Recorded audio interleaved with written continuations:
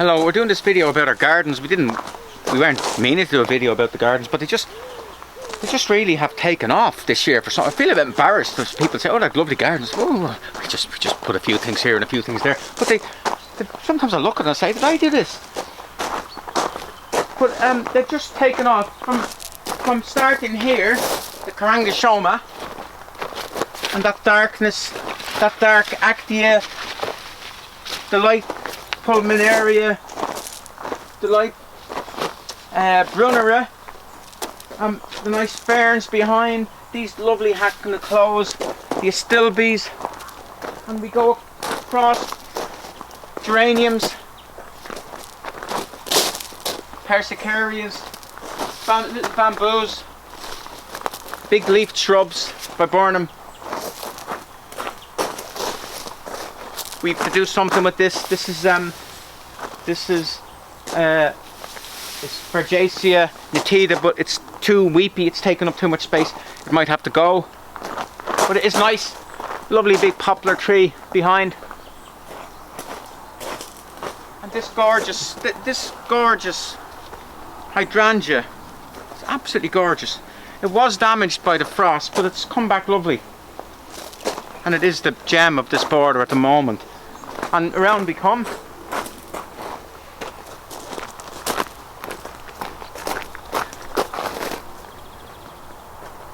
And look at the geraniums growing up into the rugosa rose. We have red and blue.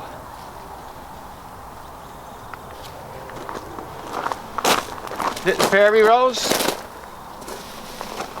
It's called a fairy, red fairy, I think. And look at this bamboo. It's a vivax. It's Phyllostaces vivax aureocaulus, and aureocaulus means yellowy. So it's yellow stems, or yellow cauls or columns. But look, it's after reverting to the green. And look how thick they are. And that one must be 20 foot tall. And that only started into growth in June. So it's gone from 0 to 20 foot in 2 months. This is the 1st of August. That's just nice to see. And the soil here is heavy, industrial you might say, clay. Thick, heavy clay. So heavy that you could nearly make pottery out of it. And obviously plants love it. Certain plants love it. Now we go in here and we have a good view here.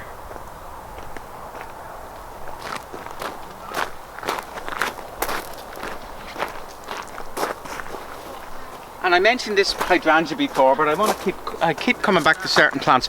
It's a paniculate hydrangea called Limelight. There are much nicer ones, but this one does in Ireland. Some of, particularly the pink ones, the ones that fade to pink, don't do well in Ireland, and I don't even bother selling them anymore. This always does. So if you want to get a paniculate hydrangea, get Limelight. I want to show you something here. These two Astilbes. That is the original Astilbe, and they seeded across. We didn't plant them. But what's good about them, what I like about them, they're different. If you get in close, we can see. I don't know whether the colour is good enough on the camera to show up the difference, but they're very subtly different. That's a sort of a tiny touch of maybe reddy, maybe orangey, and that's very pinky. And they're particularly that one. That is certainly good enough to lift and split and sell. Maybe I'll call it John Lord's Pink or something, or Pinker Than You Think, or some stupid name like that. Here we have the cannabis leaf Eupatorium, and I just like having it because I can say cannabis without getting into trouble. The Lythrum virgatum, and finally, after at least a month in bud, very nice bud too, the Turkish oregano has come into flower.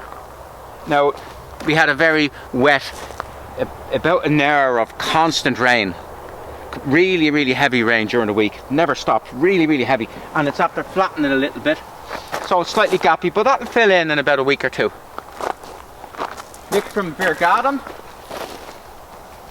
That's the purple loose stripe, the ones you don't normally see. You normally get Salicaria, but this is virgatum. They're actually lighter and they're better. Paul's best yellow. It's the earliest of the Crocosmias and one of the best. Starting to go over now, and the main Crocosmias are going to start coming out. And let's have a look. We finish off in this bed here.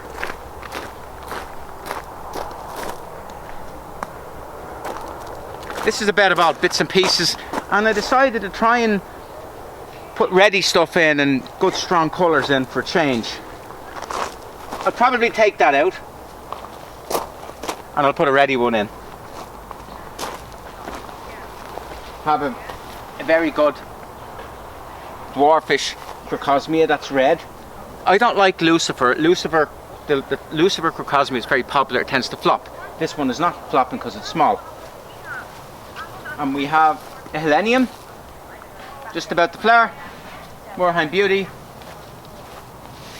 and we put in a Salvia called Radio Red. Radio Red. And finally, a Pampas grass. That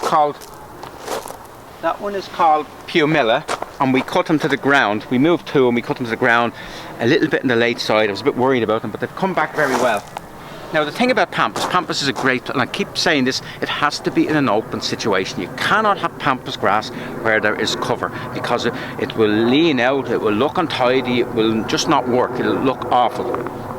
But if you put Pampas in an open situation, a north facing, in south facing, west facing situation where it gets plenty of wind, and maybe once every 5 years cut it to the ground to get rid of all the old stuff, because it has no way of getting rid of the old stuff itself. In the olden days, people used to set fire to them, but I don't recommend that. And it would be beautiful. It's a plant that was overplanted in the 60s. It was when suburbia really got going in the 60s. Everybody had a Pampas grass. It got overused, and now it's being used a bit with more discretion. And it's important to go for the shorter varieties like Pumila. Some of the varieties can go 8, 9, 10 foot up, and some of the seedlings don't flower till October. When it's too late, they don't ever flower. So you have to get a name variety like Pumila, or I've got one called Mini Pampas, and they will always guarantee to flower. And finally, see, it's very hard to say finally because it's just stuff everywhere. But we'll say finally. Okay, this one here, Acanthus spinosus. We'll finally finish on that. Isn't that lovely?